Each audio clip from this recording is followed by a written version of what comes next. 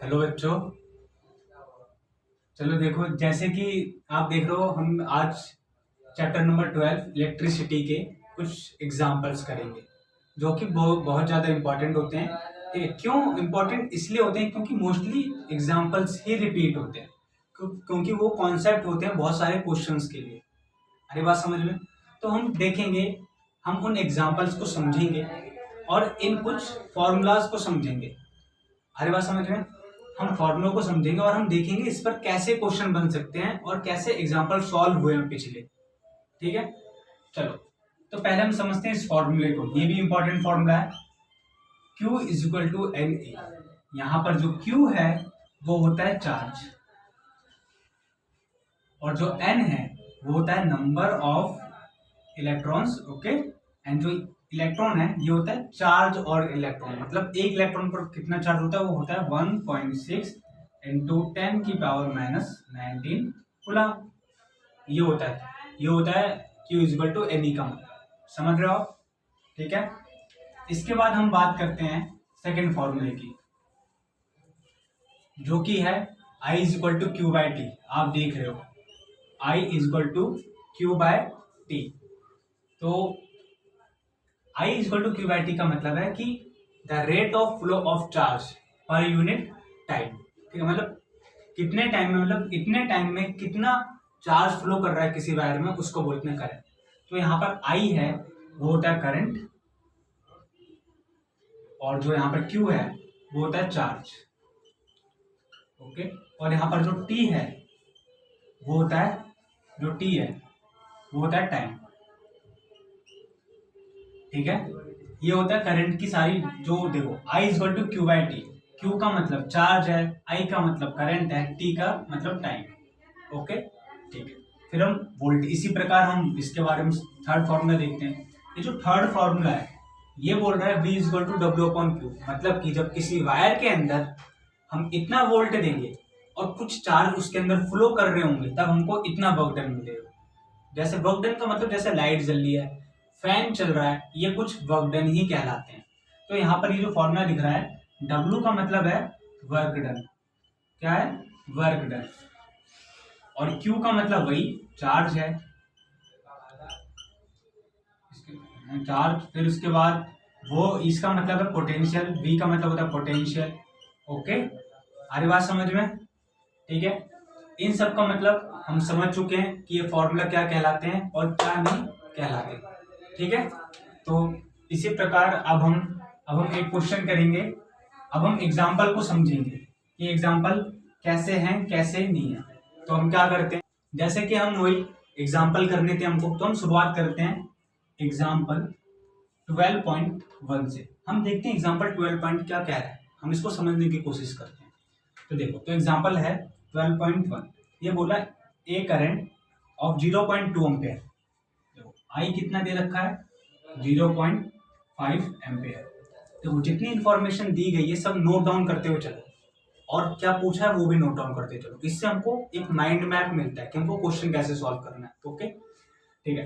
एक current of 0.5 ampere is drawn by a filament of an electric bulb. Filament मतलब जो bulb के अंदर जो फिलामेंट, जो तारे होती हैं ऐसे ऐसे, उसको बोलते हैं फिलामेंट। ओके, तो उसके बाद हाँ, बल्ब फॉर 10 मिनट, कितने मिनट तक? 10 मिनट, मतलब टाइम दे रखा है 10 मिनट।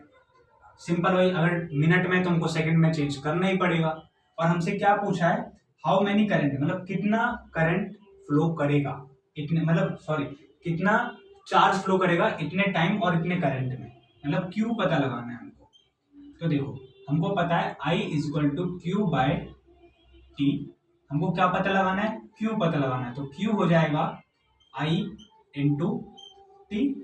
तो simple, Q is equal to I कितना दे रखा है 0.5, टाइम कितना दे रखा है 10, और मैंने जैसे कि बोला था ये मिनट में हमको सेकंड में चेंज करना है, तो मल्टीप्लाई बाय 60।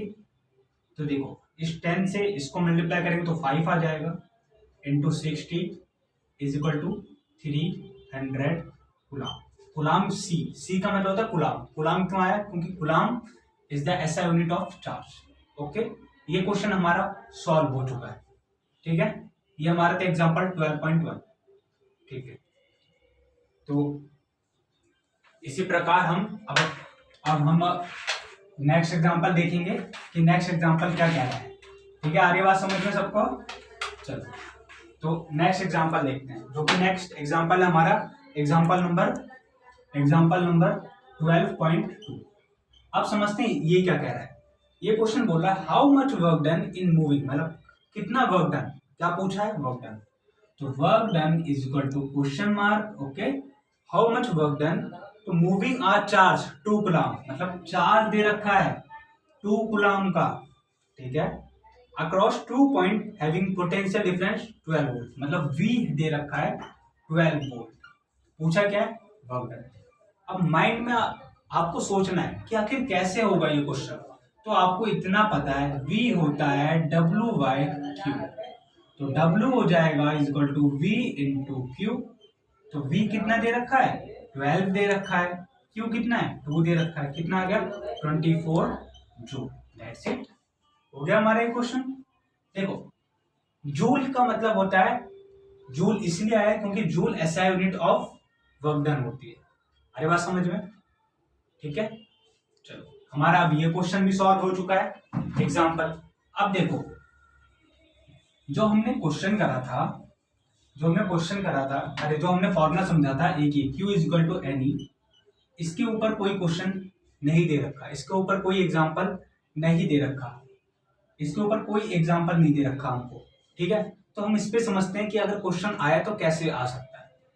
देखो मान लो क्वेश्चन ये है कि हमको बोल रखा है कि किसी के अंदर जो चार्ज है वो 16 इंटू 10 की पावर माइनस 19 कूलम चार्ज है, ठीक है, और हमसे पूछा हो कि नंबर ऑफ इलेक्ट्रॉन्स पूछे हो कि नंबर ऑफ इलेक्ट्रॉन कितने फ्लो करेंगे किसी वायर के अंदर। ठीक है, तो सिंपल हमको फॉर्मूला लगाना है Q is equal to N into E। ठीक है, तो N पता लगाना है, N is equal to Q by E। Q कितना दे रखा है 16 इंटू 10 की पावर माइनस 19, और E का मतलब हमको पता है 1.6 इंटू 10 की पावर माइनस 9। पता है ना E कहाँ से है, क्योंकि इलेक्ट्रॉन पर इतना चार्ज होता है ऑलवेज, हमेशा, भले ही ना नहीं दिया है बट ये हमको पता होना चाहिए। तो देखो इस 10 की पावर माइनस 19 से ये चला गया, 1.6 से 16 चला जाएगा कितनी बार में, 10 बार में, तो नंबर ऑफ इलेक्ट्रॉन कितने आ गए, 10 आ गए। तो हमको हेंस ये पता चल गया कि 10 इलेक्ट्रॉन्स फ्लो कर रहे होंगे। बस ये हो गया हमारा क्वेश्चन, इसी पर बेस्ड होता है। ठीक है, फिर अब हम एंड करते हैं वीडियो। ओके, ठीक है, गुड बाय।